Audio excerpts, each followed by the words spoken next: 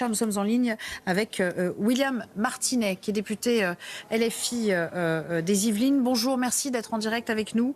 William Martinet, on l'a entendu dans la voix de Gérald Darmanin et des représentants israélites de France, que 20 faits antisémites avaient d'ores et déjà été signalés, 20 faits qui sont donc des délits, qui seront sans doute sanctionnés. Il y a une sécurisation massive des lieux de culte de la communauté juive, c'est-à-dire 400 dans notre pays.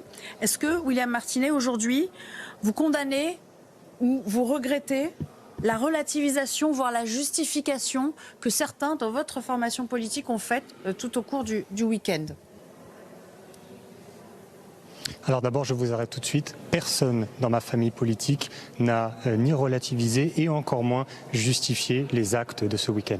Ce qu'a fait le Hamas, que ce soit des meurtres ou des prises d'otages, cela relève de crimes de guerre et nous le disons très clairement. Simplement, la différence que nous avons avec certains, c'est que nous considérons qu'une vie israélienne ne vaut pas plus ou pas moins qu'une vie palestinienne et réciproquement. Donc ce qui s'est passé ce week-end, c'est un crime de guerre et nous le déplorons totalement. Et ce qui est en train de se passer en ce moment même dans la bande de Gaza, je parle des bombardements massifs de l'armée israélienne qui se traduisent par des centaines de morts, y compris de civils, de femmes et d'enfants, c'est aussi un crime de guerre. Donc je pense que c'est très important dans ce conflit de s'opposer à l'escalade meurtrière et de rappeler à tous les partis que la seule solution, c'est la voie de la négociation et de la paix et que le sujet de fond, c'est évidemment celui du respect des résolutions de l'ONU et du droit notamment des Palestiniens à disposer de leur pays. William Martinet, ce que vous qualifiez de crime de guerre, tout le monde convient et tout le monde dit depuis samedi, ce sont des actes de terrorisme. Est-ce que vous pouvez dire aujourd'hui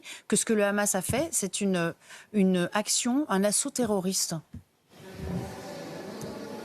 Alors, on peut dire que le Hamas a fait un assaut terroriste parce que quel est le résultat? Évidemment, c'est de provoquer la terreur. Mais dans ce cas-là, ce qu'il faut dire aussi, c'est que les bombardements en ce moment même de la bande de Gaza, c'est aussi un acte terroriste parce que ça a aussi comme conséquence de provoquer la terreur chez les Gazaouis. Et quand vous avez par exemple le ministre de la Défense israélienne qui fait partie d'un gouvernement d'extrême droite qui explique que le blocus de la bande de Gaza sera total, qu'ils vont couper l'électricité, qu'ils vont couper l'eau, qu'il va traiter les Gazaouis comme des animaux. Ce sont les déclarations officielles du ministre de la Défense israélien. Dans ce cas-là, il faut aussi dire que c'est du terrorisme et en tout cas, il faut dire que nous sommes dans une escalade mortifère de plus en plus violente et que la seule solution pour sortir de cette escalade mortifère, c'est le respect du droit international. Et il faut être aussi capable, si on veut traiter politiquement le sujet, de dire d'où procède toute cette violence, d'où procède toute cette escalade. Le problème, c'est notamment ces dernières années, l'intensification de la politique de colonisation qui a été menée par le gouvernement d'extrême droite israélien, qui a participé à la montée des tensions. Alors nous, ce que nous disons, ce que disent les insoumis, c'est